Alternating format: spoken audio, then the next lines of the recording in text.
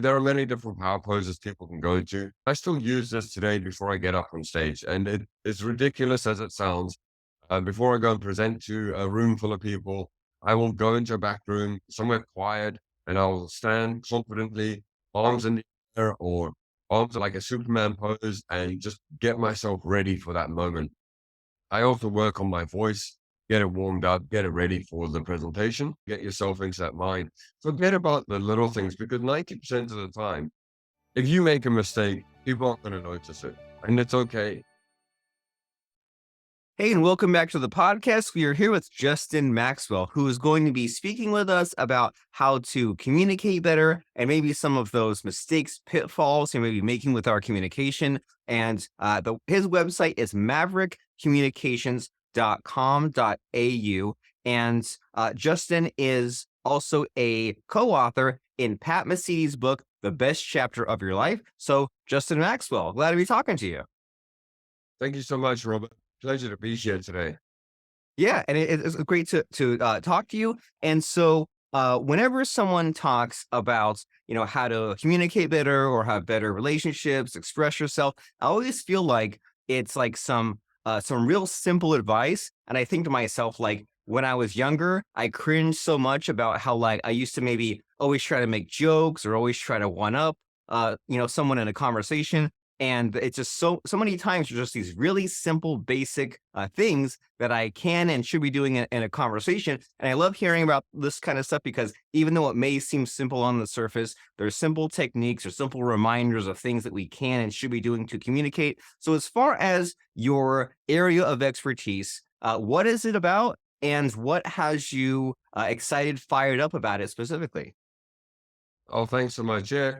I think some of the key things that people forget is that when we are communicating with other people, there is 2 to 3 ways that which we should be communicating, and there is more than one person in the room. I've heard and seen a lot of people are communicating as if they're the only person in the room. Maybe not there listening to what the other person is asking, or just wanting to chime in just for the sake of getting their own voice across.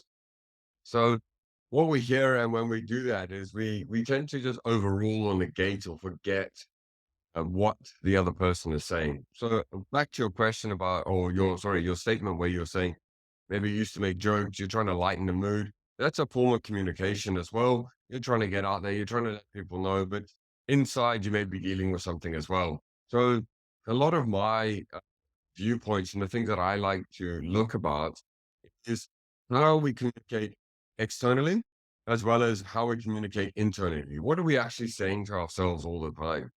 So, a big part of my self talk or self communication is understanding how we speak to ourselves as well as how we speak to other people. And what I covered off in the chapter with that collaboration book was 4 sort of distinct areas in which we can communicate to and understanding our audience when we're communicating. Now, in a one-on-one or a one-on-two situation, that can be fairly simple, but in a one-to-many, that's a bit more difficult. But understanding, is somebody a direct communicator? Do they want to cut out the small talk and get straight to the point of what you're there for? Or do they want the small talk? Do they want to understand what's happening in your life and they want you to ask what's happening in their life? There's different ways to do it. And that's where I'm trying to really focus a lot of my energy and get people doing that. So those are 2 aspects right there. There's the internal and the external. And the other part is obviously getting up on stage and doing communication to a wider audience, talking about staging, talking about using your voice, how to use a pitch, a tone, and a timbre just to get your messages across. That's a lot to think about right off the bat. Yeah. And so, yeah, you're making me think about like that whole area of like the self-talk. There's that so at some point there was some kind of quote about like people many times you're in a conversation and too many people just listen with the intent to reply instead of the intent to understand. And that was huge for me. And then I thought, okay, like every conversation I have does not have to be the most mind-blowing thing. And even many times, even like the kind of the podcast conversation we're having here, many times I'm just kind of doing my best to digest what the other person is saying. And then I almost in a way like repeat back to them, but reworded. And just like thinking about that idea seems really, really weird. But then when you're in it, when you're doing it in the present moment, I'm thinking like, well, I'm doing it to help me understand. It's kind of like the words are kind of passing in through me and back, so that way it says, okay, I understood what you're saying, and then here's kind of my reaction to it. And ideally, the conversation sort of moves forward in that way of like not so much like a one-upmanship, but like a yes and where it just kind of continues along. And then so then there's that aspect of um kind of talking to the other person in the way they want to be spoken to. Like you said, there is sometimes the small talk, or they want to get right to the point. And that for me has been kind of like an adulthood journey of like, teasing out what you want to say, or like you were saying about like a stage presentation, don't just blurt out a lot of facts. I have fun with it. Do pausing, kind of, keep people guessing, be interesting. So that sounds like a lot of fun. And, you and I have seen some great speakers, presenters throughout our lives. And so, what do you think we can do to be more like those great speakers or great presenters? Like you say, listen to what someone's saying, but are there easy techniques or easy, like, kind of jump starts that we can do to go from being average to being really great communicators? Well, I think you hit the nail on the head on a couple of points there, particularly about listening with intent, being in that moment, not having that distraction. And you'll see a lot of people having a conversation, then something will tick in their head and they'll be like, oh, maybe they left the oven on, or like they got to go feed their cat. Those sort of moments, when you realize within yourself that you're having one of those, shut it off. Just be back and present and listen to what it's saying. You also mentioned about repeating a little bit of what that person has said to you, and then you're digesting it and repeating it back. There's a big benefit in that alone, not only just the fact that you're showing that you're listening and you're trying to hear what they're saying, but it's also how you interpret. So remembering that in the conversation, I've got a message. I'm displaying my message to you through verbal communication. You have to understand that. So how your internal body decodes that, you're then going to repeat that back to me in the way that you've understood it. That also gives me the opportunity to say, oh, hang on, maybe I was incorrect in my tone or the way I described it, or maybe I didn't describe it with enough detail that Robert understood. Let me reword it. That gives me that opportunity to try and maybe fix a miscommunication early on. So that ability to just pick up one or two things from a conversation, repeat it back to somebody, and make sure that you have understood what they're asking. Now that can very important in the professional working world. Maybe not so much between friends out having a drink at the bar, but in the professional working world, if you're a manager or somebody in a senior position asks you to do something, and you just run off and go and do it, and come back and say, "Hey, I've done this thing," and like, but that's not what I meant. I actually meant you do this other thing. That is where that miscommunication happens. That's where stress and fundamental issues come between people. So if somebody asks you to do something, have the ability to go, okay, I just want to make sure you asked me to do X, Y, Z. Is this the outcome that you're looking for? And then if they say yay or nay to that, you then have that option to get more clarity rather than just running off and doing something. So that I believe will help out. Just a very small change in the way we are sitting and listening and actively being involved, that will help out. When you speak about like some of the great speakers that are up on stage and they've got all that charisma and enthusiasm about it, absolutely, you've got to be able to control that audience. And a big thing in that, and I'm still working on this every single day, is the tone, the timbre, the pitch, the volume. Do I whisper down when it's really important? Like, do we get quiet about things or do we explode when it's super exciting? It's about understanding when to use those afflictions, how to use your voice, how to project. I'm a big hands person. I know I've got a blurred screen, so sometimes my hands move out of place, but I use my hands a lot in conversations and communications when I'm out. And so being able to understand how your voice works and how to project that is also going to help you great staying when giving presentations. So I hope there's so that's much. not your question. Yeah, well, yeah, and I mean, the question was like, like some of the like easy jumping off points, and you've given us a few, and so we're both hand talkers, right? We both do things like this, and I used to not be, and I kind of had to learn to be one because again, when you see what you like about those stage speakers, when I would see someone talk, do this and do that, I was like, that's really cool. That kind of gets me to really pay attention. And then once I learn to do it, it's at the point where it helps me to think as I'm speaking the words when I kind of do the hands in a certain way, as long as it's not distracting. And so, Yeah. yeah, so like when you're talking about, you have basically you have these tools in the toolbox, right? You could speak slow or fast or shout or whisper.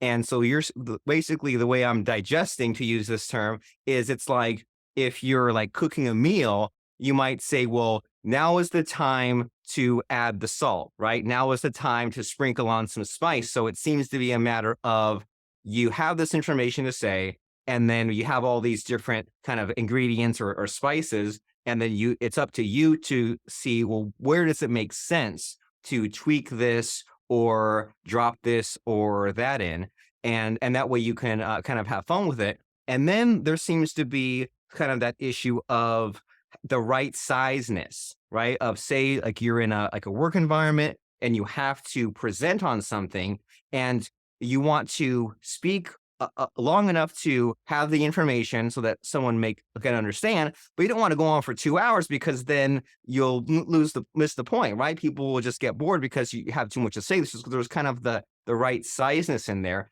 and so there's all these things to think about. And so, what would you say is the trick to not overthinking all of this? Because we've listed all kinds of things that you could do in a speech, and then I know that when I was younger, I would get so nervous if I had to speak. For some reason, I was better in a group than one on one, which like that didn't make any sense. But how do you prevent the nerves, the butterflies, the overthinking, all the being in your head, as they say? Like how do you just do better without overthinking all the 500 different possible factors?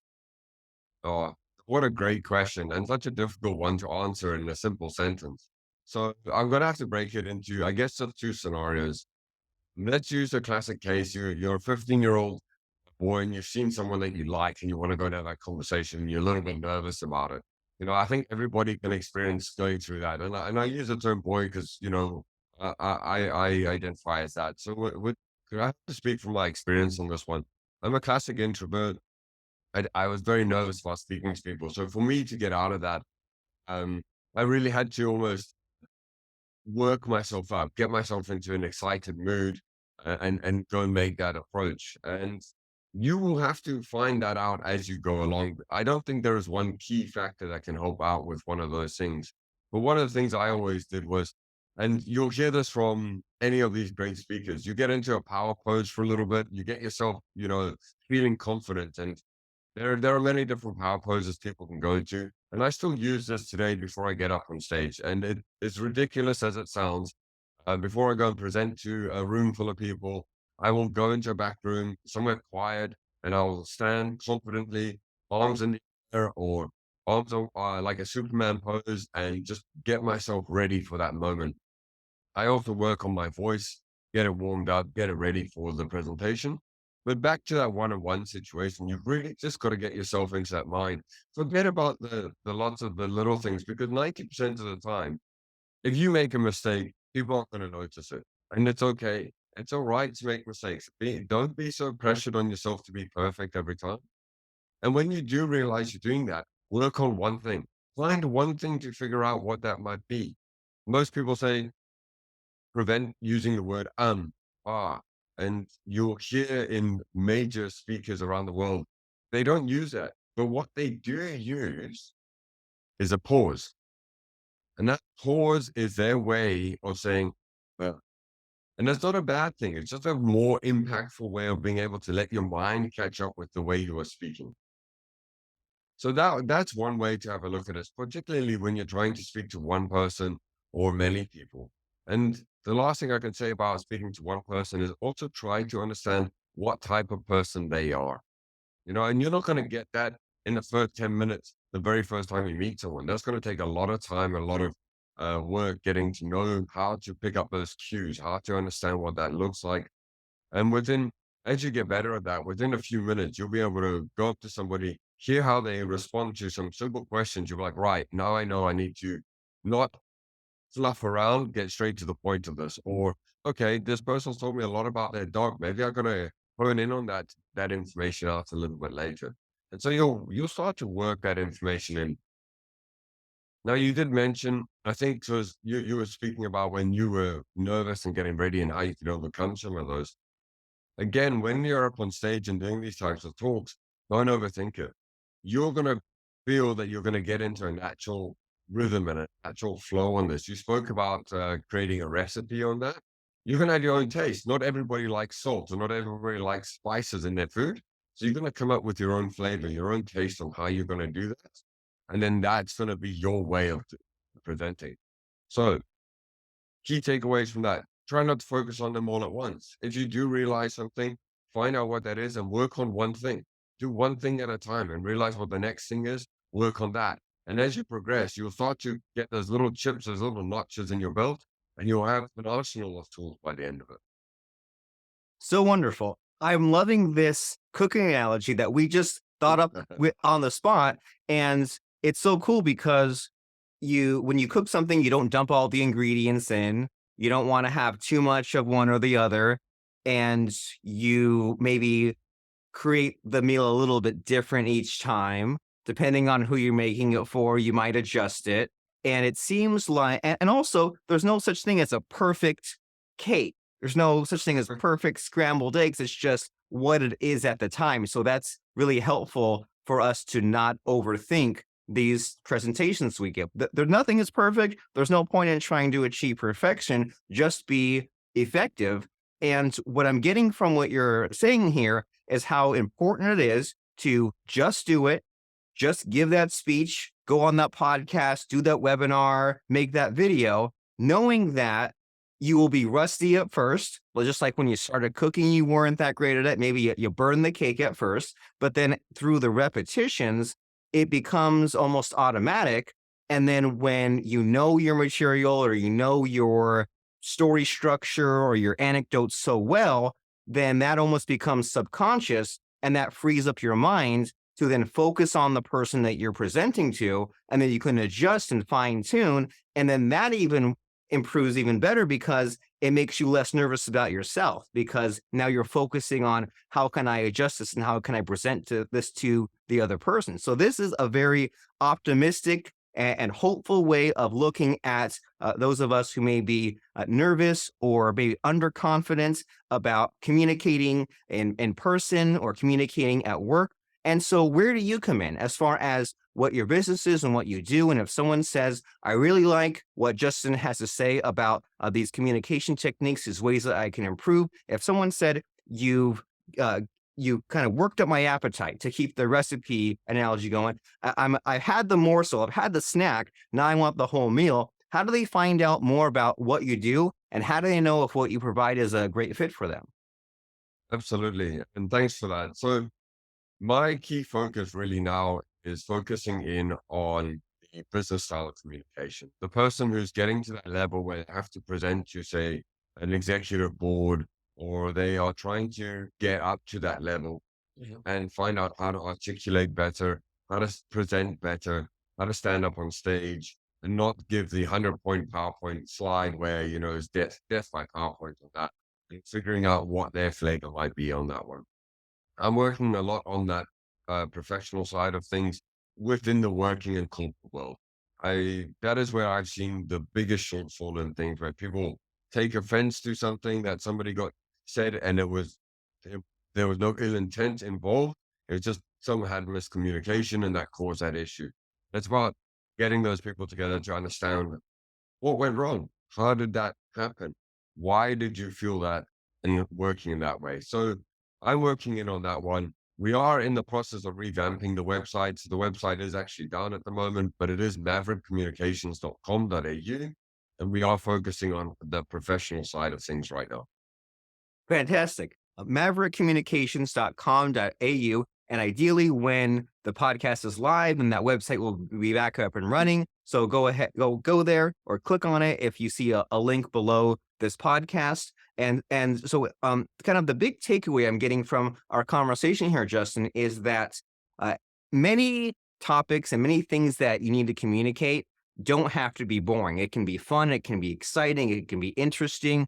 Don't just give up and think about, well, scrambled eggs can be fun and exciting, right? I mean, pizza is what? Just tomatoes and cheese and bread, but combined in the right way can be something that is greater than the sum of its parts. And so this is a really great topic, especially for someone like you said who is in that business world, who just knows that something went wrong but isn't quite sure what went wrong, or needs that extra help in making the presentation more engaging and something that actually can be digested and is effective and does what it's supposed to. So maverickcommunications.com.au is the place to go right now. And as people are going over to that website here, Justin, do you have any final parting words of advice? Do you have some advice that you wish you'd gotten 15 years ago? Or do you have a number one tip, something that's really lasted with you? What do you have as far as something to really blow us away in this grand finale here? What's a really great piece of advice as far as communicating? I think from that perspective, like you said, is don't overthink it. Really go in and enjoy it. You spoke about the scrambled eggs. You could add chilies, you could add peppers, you could add anything you wanted to that. When I was in the States, I mean, they added fried chicken to some scrambled eggs. You can do whatever you like. So you speak about having fun with something, absolutely go out and have fun. My favorite quote comes in, and it's, you don't have to see the whole staircase to take the first step. So just take that initial step and get going and do it. Martin Luther King Jr. I love that quote. Absolutely. And so as we're thinking about that, go to the website maverickcommunications.com.au, see what Justin has in store for you on the website, and we will see you there. And thank you, Justin, for showing up and having a blast. Thank you very much for having me, Robert. Have a great afternoon.